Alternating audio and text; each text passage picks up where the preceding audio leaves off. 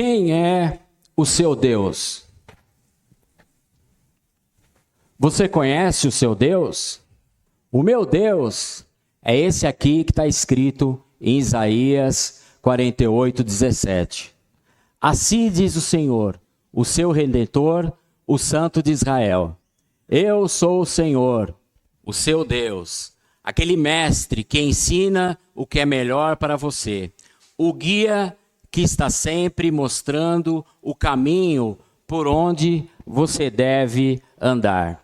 Para você seguir e confiar a Deus, e confiar em Deus, você precisa saber o que Ele quer de você e onde Ele vai te levar. E Abraão sabia muito bem, conhecia muito bem a Deus, tanto que ele passou por essa situação que o nosso irmão Brumel leu.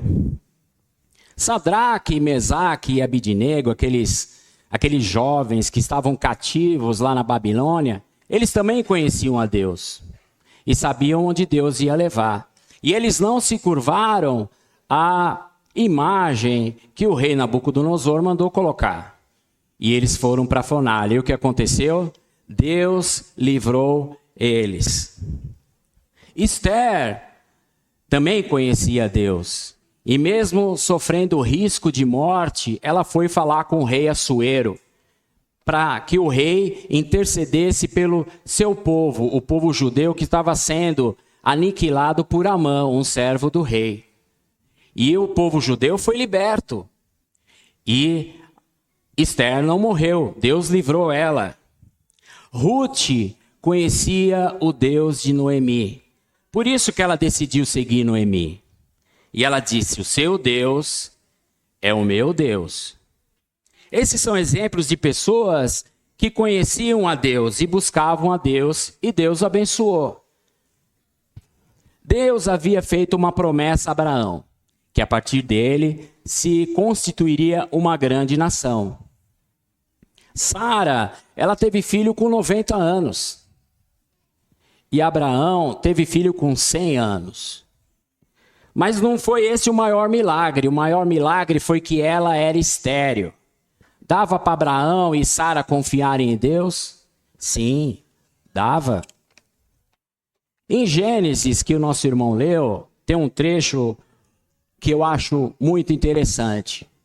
Gênesis 22, 7 e 8. Isaque disse a Abraão, seu pai, meu pai. Que é, meu filho? Respondeu Abraão. Temos lenha e fogo. Mas onde está o cordeiro para o sacrifício? Respondeu Abraão. Deus vai prover o cordeiro para o sacrifício, meu filho. E continuaram andando juntos. Por que eu acho esse trecho interessante? Porque Abraão ensinava Isaque a servir e se dedicar a Deus. E ele conhecia todo esse procedimento do sacrifício, como é que funcionava. O plano de Deus para Abraão era gigante. Era a partir de Abraão formar uma grande nação. Era um plano grandioso e aconteceu isso. Mas qual que era a função de Abraão nesse projeto? Além de ele ser um servo fiel e dedicado a Deus, qual que era o trabalho de Abraão nesse projeto? O trabalho de Abraão nesse projeto era cuidar fisicamente de Isaque e espiritualmente de Isaque, para que Isaque levasse para frente os ensinamentos. Era essa a função de Abraão nesse plano grandioso de Deus. Às vezes nós participamos de grandes eventos de crescimento da igreja e de missões, e por causa desses planos e missões, nós estamos aqui. Né? Muitos de nós estamos aqui por causa disso. Mas a minha grande missão e da Lígia é cuidar espiritualmente e fisicamente um do outro. O grande plano do Breno e da Gabi é cuidar espiritualmente e fisicamente um do outro. O grande plano de Deus para Abraão era que ele cuidasse fisicamente e espiritualmente de Isaque e que continuasse esse ensinamento fosse para frente. Quando o marido cuida da esposa, ama a esposa, trata ela bem, compra presente, leva ela para jantar, isso agrada a Deus. Você está buscando a Deus em primeiro lugar e vice-versa. Quando o pai e a mãe cuidam do filho, amam o filho, instruem o filho, estão buscando a Deus em primeiro lugar. Quando os nossos filhos nos veem tratando bem eles nos veem o quanto nós amamos a Deus. Como nós tratamos nossos filhos mostra para eles e para a esposa e para o marido o quanto que nós amamos a Deus. É em casa que nós começamos o nosso ministério, de buscar a Deus em primeiro lugar. Noé foi para a arca com a família dele, com a esposa dele, com os filhos dele e com a nora. Josué disse: eu e minha casa serviremos ao Senhor. Algumas pessoas falam que é mais fácil buscar a Deus em primeiro lugar por evangelista, por Augusto, por exemplo, Augusto, que faz um ótimo trabalho aqui na Igreja de Cristo em Campo Grande, ou pro professor da Secris, o Zé Luiz, né, que hoje está no Rio de Janeiro. Por quê? Porque um é evangelista e o outro é professor da Secris. O Zé fica lá na Secris quase todos os dias da semana. Mas não é porque eles são evangelistas e que é professor que é mais fácil para eles buscarem a Deus em primeiro lugar. Vamos lá para Marcos, capítulo 6, versículo 2. E chegando o sábado, começou a ensinar na sinagoga. E muitos ouvindo se admiravam, dizendo: de onde lhe vêm estas coisas?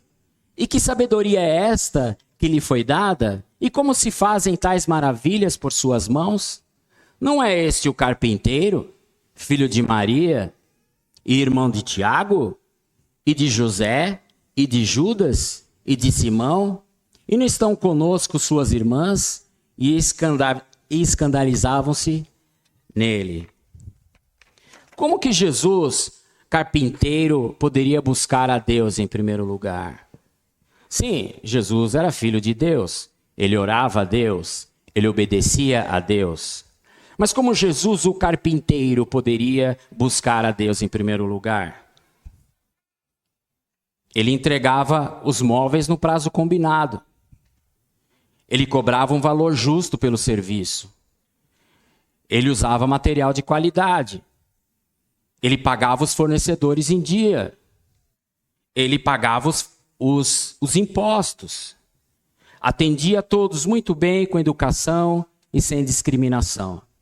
Buscar a Deus em primeiro lugar é no nosso dia a dia.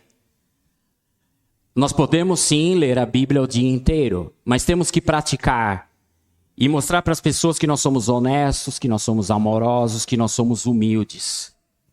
Após uma viagem com os pais, Jesus, para a Páscoa, né, na festa da Páscoa em Jerusalém, Jesus, ele se afastou dos pais. E os pais estavam voltando para Nazaré e não notaram que Jesus estava no meio do povo. E foram achar Jesus depois de 3 dias. E Jesus estava lá no templo.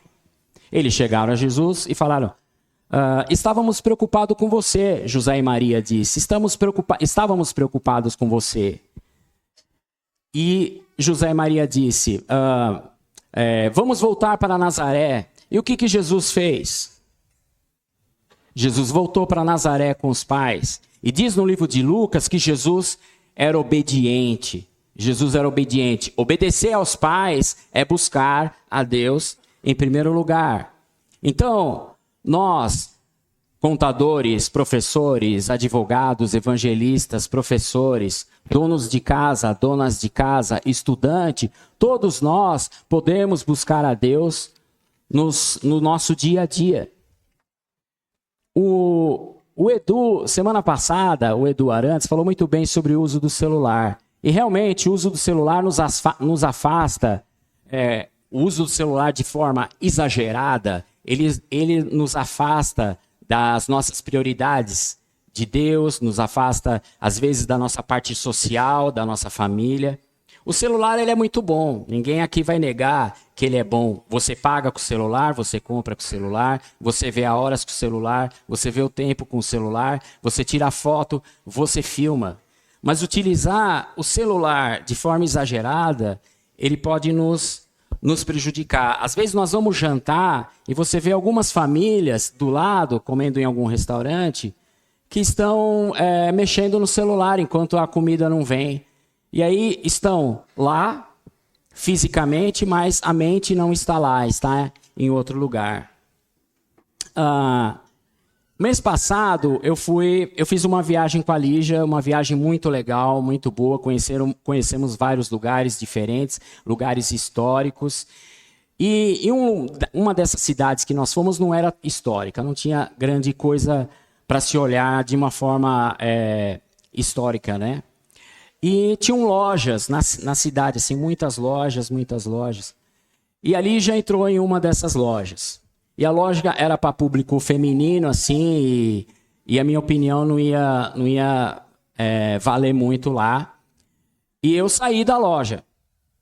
E ela ficou lá. E eu sabia que ela ia ficar bastante tempo. Eu sentei num lugar para olhar o celular. Aí me veio uma luz. Daí eu pensei, Jairo, você está num lugar diferente, que você nunca foi, que você não conhece e provavelmente não vai voltar aqui. E você vai ficar olhando no celular? E aí eu saí para andar na cidade, fiquei andando. De vez em quando eu voltava para a loja para ver se a Lígia estava lá. Todo pregador, professor, sabe que a primeira aula quem recebe é você mesmo, né? Então eu engoli seco umas 3 vezes nessa aula que eu preparei aqui pra gente, para mim também. Se um anjo chegasse para mim e falasse assim, Jairo, você quer ir para o céu? Eu ia falar, sim, eu quero ir para o céu. Então, só que lá no céu não vai ter Instagram, lá no céu não vai ter Facebook, lá no céu não vai ter TikTok, Premiere, para você ver todos os jogos, Netflix, não vai ter Prime Video. Lá no céu nós vamos louvar e engrandecer o nome de Deus. Soa estranho isso para você, Jairo? Se soa estranho para você, é melhor você nem ir. Então, nós temos que começar a praticar aqui o que nós vamos viver lá no céu. Nós temos que começar a praticar aqui como eu vou viver lá no céu. O Edu, semana passada, deu algumas orientações sobre como nós podemos evitar esse uso exagerado do celular, né? E eu coloquei mais algumas coisas. Dedique um tempo para orar. Quando eu for pegar o celular, eu vou pensar em fazer uma oração. De forma inútil, eu estou falando do celular, né? Porque às vezes você está tão viciado que o celular está aqui, você está pegando ele sem precisar. De forma inútil.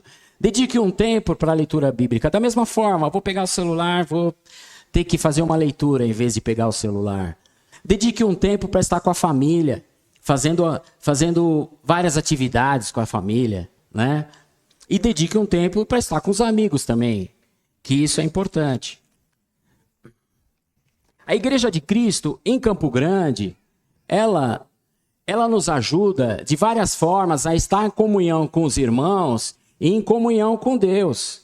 Isso pode nos ajudar a dar prioridade para Deus. Nós temos a reunião de jovens, né? E todo domingo se fala de alguma dessas reuniões que vai ter no mês ou que vai ter durante a semana.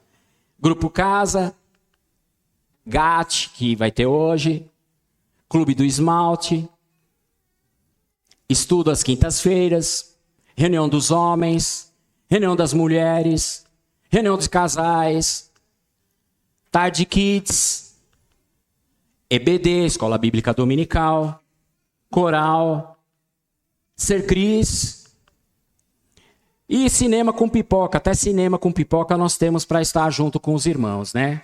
Que está sendo proporcionado. Então, tudo isso nos ajuda a estar com os irmãos e estar próximo de Deus. Mas por que O que eu ganho em buscar a Deus em primeiro lugar? O que eu ganho com isso? Se nós olharmos lá para Mateus, capítulo 6, versículo de 25 a 33, são versículos longos, mas são de uma sabedoria tão grande que muitas pessoas usam essas coisas que são faladas aqui e fazem sucesso. Mas está aqui na Bíblia. Portanto, minha palavra é a seguinte: não fiquem preocupados a respeito de coisas com a própria vida, quanto ao que comer ou beber, com o seu próprio corpo, quanto ao que vestir. Não é a vida mais importante que a comida? E o corpo mais importante que a roupa? Olhem os passarinhos do céu. Não se preocupam com a comida, eles não precisam semear nem colher, ou guardar comida em depósitos, pois o Pai Celeste os alimenta. Será que vocês não valem mais que os passarinhos? Será que todas as preocupações juntas poderão acrescentar um único momento à vida de vocês? Que palavra mais sábia, né? E por que ficar preocupado com a roupa? Olhem os lírios do campo, eles não trabalham nem tecem. No entanto, nem o rei Salomão, em toda a sua glória, se vestiu como qualquer um deles. Se Deus cuida tão maravilhosamente das flores que hoje estão aqui e amanhã não tem mais, será que Ele não vai com toda certeza cuidar de vocês? Gente de pequena fé. Isso é Jesus falando. Portanto, não se preocupem de forma alguma com a necessidade de comida ou bebida, ou com a roupa.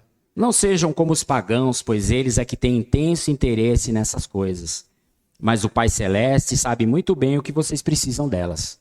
Coloquem, pois, em primeiro lugar o reino de Deus e a sua justiça, e Ele dará a vocês todas essas coisas.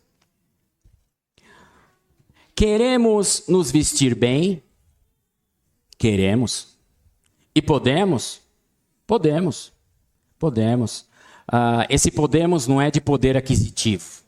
Esse podemos que eu estou falando é podemos de existir alguma coisa errada em você querer se vestir bem. Podemos nos vestir bem? Podemos. Queremos morar bem? Queremos. E podemos? Podemos. Não tem nada errado em a gente querer morar bem. Queremos comer bem? Queremos. Queremos comer bem agora na hora do almoço? Queremos. E podemos? Podemos. Não tem nada de errado em você querer comer bem. Queremos viajar? Queremos. E podemos? Podemos. Sem problema nenhum, podemos viajar. Mas é importante lembrar que nesse queremos e podemos tem os 2 primeiros mandamentos. Primeiro mandamento, amar a Deus acima de todas as coisas. E amar o próximo como a ti mesmo. Mais do que nos vestir bem, mais do que morar bem, comer bem e viajar, nós queremos estar com Deus no paraíso. É isso que Jesus está falando nesses versículos. Estar com Ele no paraíso, nos dedicar a Deus, é mais importante do que tudo isso que nós falamos aqui. Comer, vestir, morar e viajar. Então, queremos estar no paraíso com Deus? Queremos. Sim, queremos. E podemos? Sim, podemos.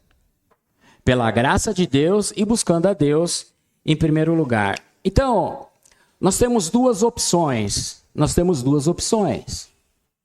A primeira opção, buscar a Deus em primeiro lugar e todas as coisas nos serão acrescentadas. Ou buscar outras coisas em primeiro lugar e será acrescentado o que você conseguir. E aí nós vamos nos frustrar.